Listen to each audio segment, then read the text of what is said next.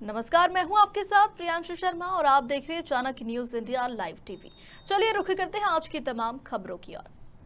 कोरबा छत्तीसगढ़ विधानसभा चुनाव 2023 के परिणाम चौंकाने वाले थे। सत्तारूढ़ कांग्रेस पार्टी का जिस तरह से जनता ने सफाया किया, उससे न केवल भाजपाई चकित नजर आए बल्कि ये संदेश भी दिया कि जनता से बढ़कर कोई नहीं। यही कारण है कि कोरबा को जीतने के बाद भाजपा नेता प्रदेश कार्यकारिणी सदस्य विकास महतो ने पत्रकार वार्ता की। विकास महतो ने इस जीत के पीछे भाजपा की संगठनात्मक रूप से कार्य करने की क्षमता को कारण बताया। विकास महतो का कहना था कि कोरोना काल में भी भाजपाई काफी सक्रिय रहे, लोगों के बीच जाकर लगातार जनसंपर्क करते रहे। यही कारण था कि विपक्ष में रही भाजपा अब सत्ता में आ गई। विकास महतो का कहना है कि भ्रष्टाचार के मामले में कोरबा जयसिंह अग्रवाल और भूपेश बघेल को निश्चित तौर पर अवार्ड मिलना चाहिए। छत्तीसगढ़ में पिछले कुछ वर्षों में जिस तरह से भ्रष्टाचार हुआ, यही कारण है कि 15 सीटों पर सिमटी भाजपा अब सत्ता पर आ गई है। चाणक्य न्यूज इंडिया से विवेक साहू की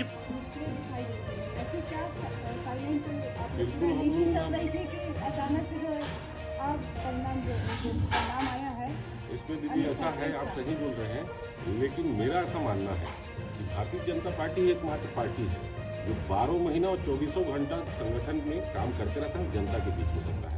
इसका एक बहुत बड़ा उदाहरण है जी। अंदरूनी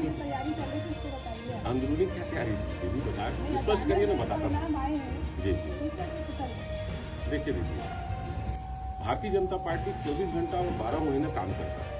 ये इस बात से स्पष्ट होता है कि जब कोरोना काल जैसे विपरीत परिस्थिति में भी हमारे ही कार्यकर्ता जनता के बीच में काम करते हुए पाए गए और उन्होंने राशन बांटने का भी काम किया, सैनिटाइजर बांटने का भी काम किया, मास्क बांटने का भी काम किया। किसको इलाज पानी की जरूरत है तो उसके लिए कॉल सेंटर भी लगाया, खाना भी वितरण का काम किया। तो भारतीय जनता पार्टी कभी भी खाली नहीं बैठती, जनता के बीच में लगातार लगी रहती है। ये बात अलग है कि हम संगठन का काम करते रहते हैं, लेकिन जब चुनाव आता है तभी हम वोट मांगने जाते हैं तो वो 1-2 महीने का प्रक्रिया रहता है जिसमें हम उस लेवल में सक्रिय दिखते हैं, लेकिन जनता के बीच में हम लगातार सक्रिय रहते हैं।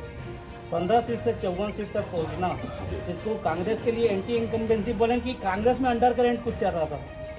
देखिए, इसको एंटी इनकम्बेंसी तो बिल्कुल बोलेंगे, क्योंकि 15 साल में जनता ने हमें नकारा था। ये बात तो सच्चाई है, हम स्वीकार करते हैं कि हमारे में कुछ कमी रही है, लेकिन उन्होंने भ्रष्टाचार का पराकाष्ठा कर दिया। अगर कहीं बस अवार्ड देने की बात आए इंटरनेशनल लेवल में, तो भूपेश बघेल को और जयसिंह अग्रवाल को इंटरनेशनल अवार्ड मिलना चाहिए, ऐसा मेरा मानना है। भ्रष्टाचार तो इन्होंने पराकाष्ठा पार कर दिया। इंफ्रास्ट्रक्चर डेवलपमेंट की बात आप करेंगे तो जीरो था, सिर्फ सप्लाई का काम, वो भी ऐसे चीज का सप्लाई जो किसी को बाद में भौतिक रूप से दिखे ना, ऐसे सप्लाई का भ्रष्टाचार का काम की जनहित में तो कभी कोई काम ही नहीं की। तो जनता को ये पुराना जो हमारा रमन सिंह जी का 15 साल का कार्यकाल था वो भी ध्यान आया, और ये लगातार जो केंद्र की सरकार, जो हमारे नरेंद्र भाई मोदी जी की सरकार है, जन कल्याणकारी योजना के संबंध में वो बड़ा संवेदनशील रहते हैं। गाँव, गरीब, किसान, दलित, वंचित, पिछड़े, इनके संबंध में वो जो काम करते रहते हैं, उसका एहसास लोगों को हुआ कि नहीं है, ये गलती हमसे हो गई, इनको वापस लाना चाहिए और वापस विकास की गंगा फिर पुराने तरीके से बहाना चाहिए। चुनाव के दिनों में जो साथीगण बंधुओं को मेरा सादर नमस्कार, साथ ही साथ कोरबा की जनता को सादर प्रणाम, जय जोहार, जय छत्तीसगढ़। कल का जो परिणाम आया है, जिसमें प्रचंड बहुमत से छत्तीसगढ़ में भारतीय जनता पार्टी की सरकार बन रही है, साथ ही साथ हम कोरबा विधानसभा भी 15 साल बाद जीते हैं, और ये कोरबा विधानसभा जीतना हमारे लिए बड़ा हर्ष का विषय है। 15 साल के बाद हमको ऐसा लग रहा है कि 1947 आया। कई लोगों से मेरा कल बात हुआ तो कई छोटे कार्यकर्ता ये कहना हुआ कि हम लोग स्वतंत्रता महसूस कर रहे हैं, एक दबाव की राजनीति का अंत हुआ। 15 साल में जयसिंह अग्रवाल मंत्री जी ने एक भय का वातावरण बना के रखा था। लगातार वो धमकी चमकी हमारे कार्यकर्ताओं को भी देते थे, आम जनता को भी देते थे। भ्रष्टाचार के बारे में तो किसी की कोई बात छुपा नहीं है मंत्री जी का। और साथ ही साथ हमने लगातार बनवारी लाल जी का चुनाव देखा, उसके बाद लांबा जी का चुनाव देखा, लांबा जी के चुनाव के बाद फिर मेरा चुनाव हुआ, मेरे को भी सौभाग्य से टिकट मिला था।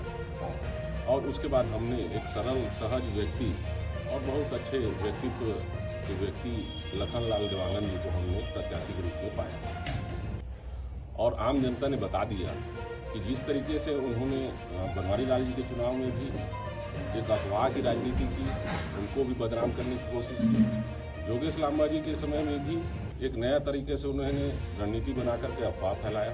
मेरे चुनाव में भी मुझे गुंडा साबित करने में कोई कसर नहीं छोड़ा, जबकि कोरबा की जनता जानती है, आप सब बंधु भी जानते हैं, मैं किसी के रे बे करके भी बात नहीं करता हूँ। आज तक मेरे ऊपर एक गाली का भी FIR अभी तक नहीं हुआ। और ऐसी राजनीति का आज अंत बड़ा सुखद लग रहा है। तो मैं सब मेरी इच्छा रही कि मैं मीडिया के बंधुओं से बात करूं और इस चुनाव में जैसा मेरा अनुभव रहा, इस चुनाव में कार्यकर्ताओं ने बड़े जोर शोर से और बड़ा कर्तव्यनिष्ठ तरीके से काम करते हुए लखन भैया को प्रचंड बहुमत से आज जिताया है। इस चुनाव को जीतने का प्रमुख कारण मैं मानता हूं, सबसे पहले तो राष्ट्रीय नेतृत्व हमारे नरेंद्र भाई मोदी जी, हमारे सम्मानीय गृह मंत्री अमित शाह जी, JP नड्डा जी, इन सबका बड़ा योगदान इस चुनाव में रहा है। आम जनता को मोदी जी की गारंटी पे बहुत भरोसा था, विशेष करके महिलाओं को, बहनों को, उनके जो भी वादे हैं उन पे बड़ा भरोसा था। तो इसलिए हमको एक अच्छा वातावरण पूरे छत्तीसगढ़ मिला, साथ ही साथ कोरबा में मिला। अमित शाह जी का जब कार्यक्रम यहाँ जनसभा हुआ, उसके बाद एक चुनाव का परिदृश्य ही बदल गया। इतना सफल कार्यक्रम और इतना बेहतरीन तरीके से उन्होंने अपनी बात को राष्ट्र हित में और कोरबा की जनता के हित में और ये भ्रष्ट मंत्री से मुक्ति के बात करते हुए उन्होंने अपना बात को रखा और कोरबा की जनता ने उस बात को भली भांति समझा। और लखन देवांगन जी बड़े सरल सहज व्यक्तित्व के धनी, ऐसे व्यक्ति को आज चुनाव में जितवा करके भेजे हैं। निश्चित रूप से पहले भी हमने लखन देवांगन जी को महापौर के रूप में, पार्षद के रूप में देखा। उनके विकास कार्य को और उनके व्यवहार के बारे में हम बहुत भली भांति से जानते हैं।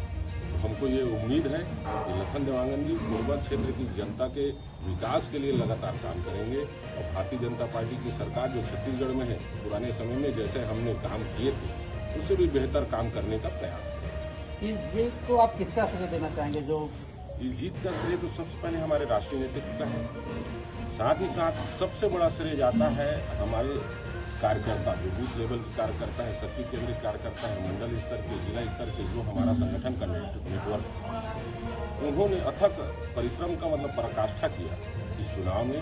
और उन्होंने जो लगातार हमारे कार्यकर्ताओं को धमकी चमकी भी का फोन आते रहता था, जयसिंह अग्रवाल जी की तरफ से, उनके कई लोगों की तरफ से, उसका परवाह न करते हुए कोरबा के विकास के लिए इस बार उन्होंने काम करके उनको जिताया।